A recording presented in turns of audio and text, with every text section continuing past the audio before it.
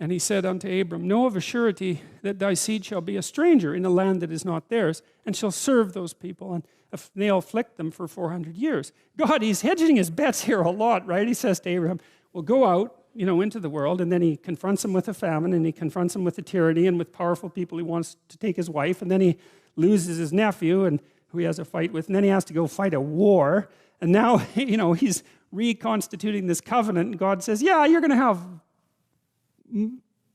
a nation is going to come from you, but they're going to be slaves to tyrants for like 400 years. It's like, he's not a great salesman exactly, but the thing about it is that, the thing that I like about it is that it's realistic, and you got to think too, because who knows why it is that the Bible exists or why people wrote it, but if they're going to sell you something, I don't know if this is the way to do it.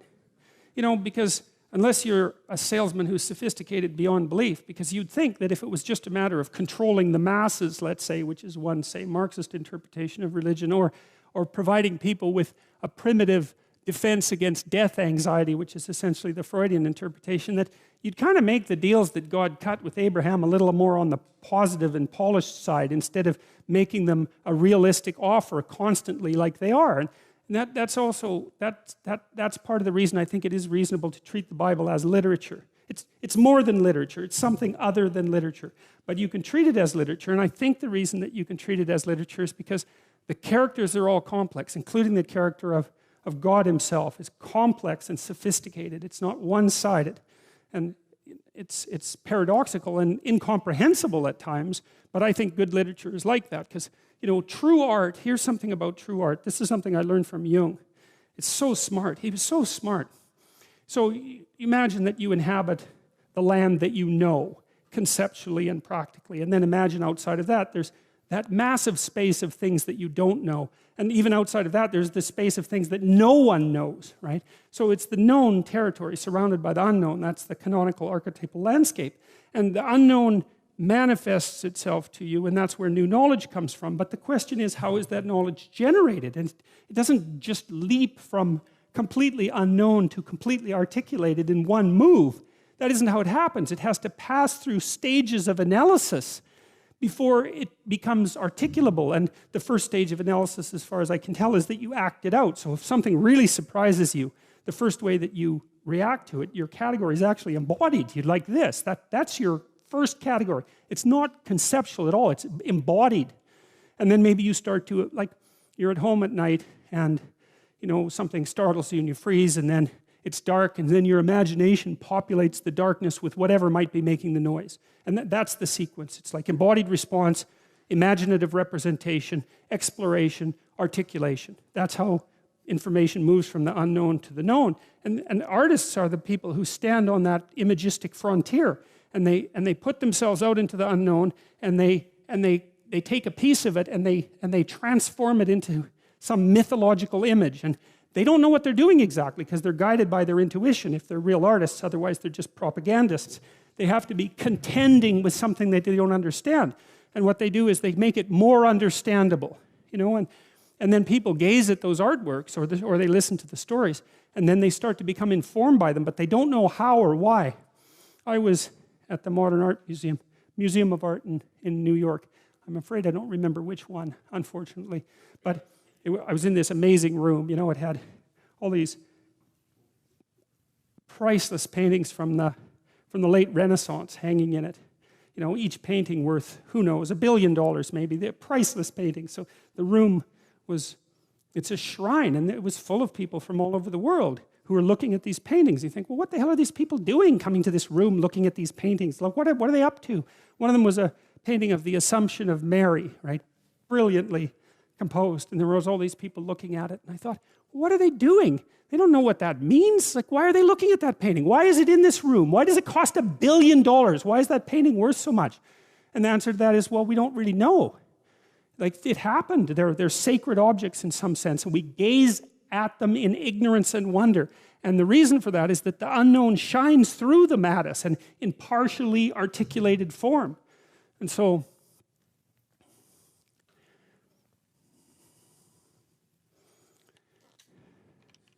well, that's the role of art.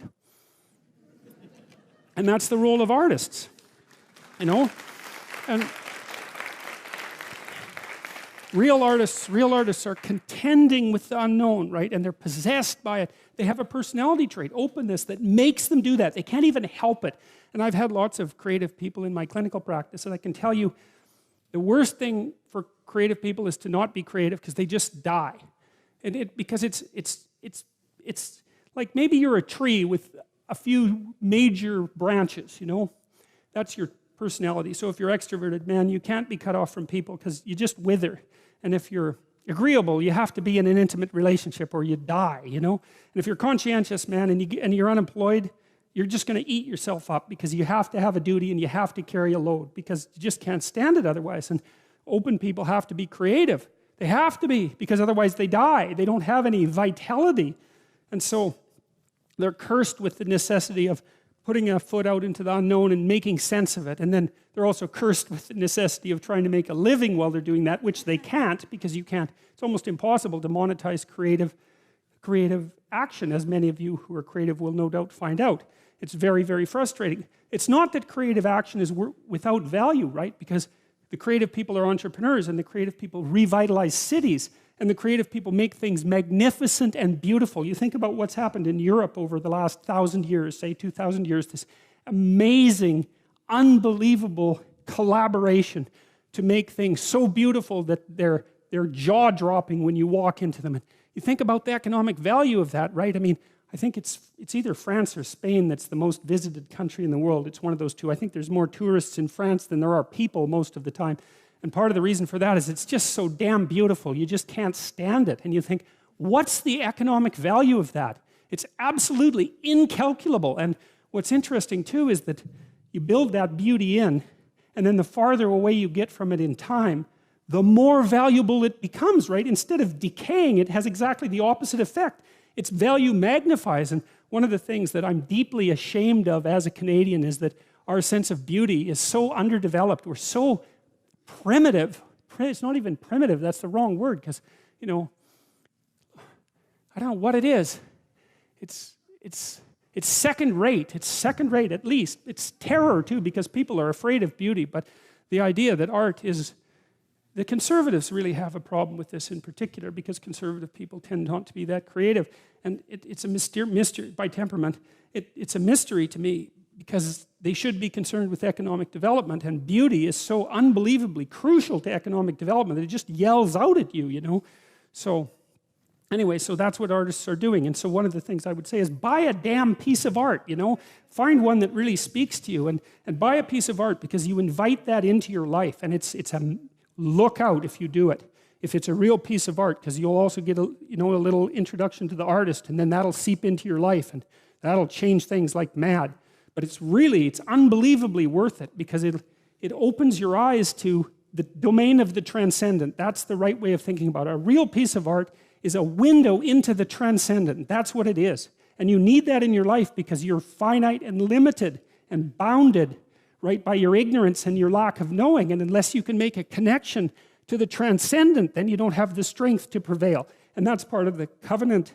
That's part of the covenant with God. And you can see that, because you look at these magnificent cathedrals that our civilization built over the centuries. You know, some of those, they're still building this Sagrada Familia in Barcelona, right? And it's an amazing building. I think it's going to take them like 300 years to build that. You know, people in the Middle Ages, they'd start building a cathedral and they think, we'll be done this in 300 years.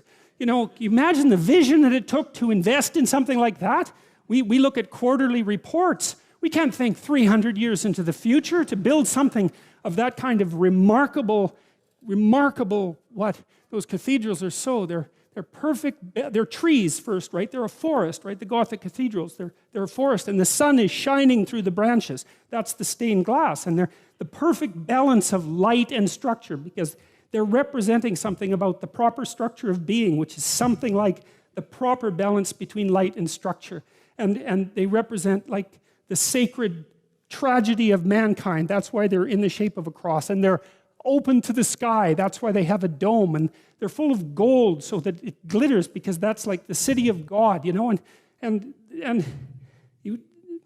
you can see that integral to to our culture is the idea that beauty is one pathway towards God.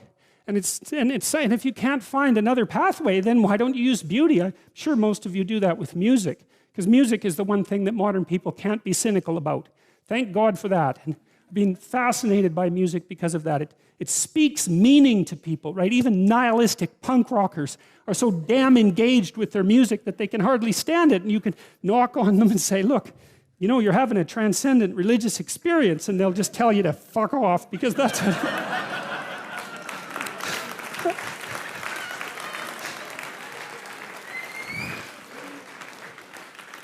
because that's what punk rockers have to do. But but that's still what's happening, you know. I mean, it's still what's happening. So, okay, so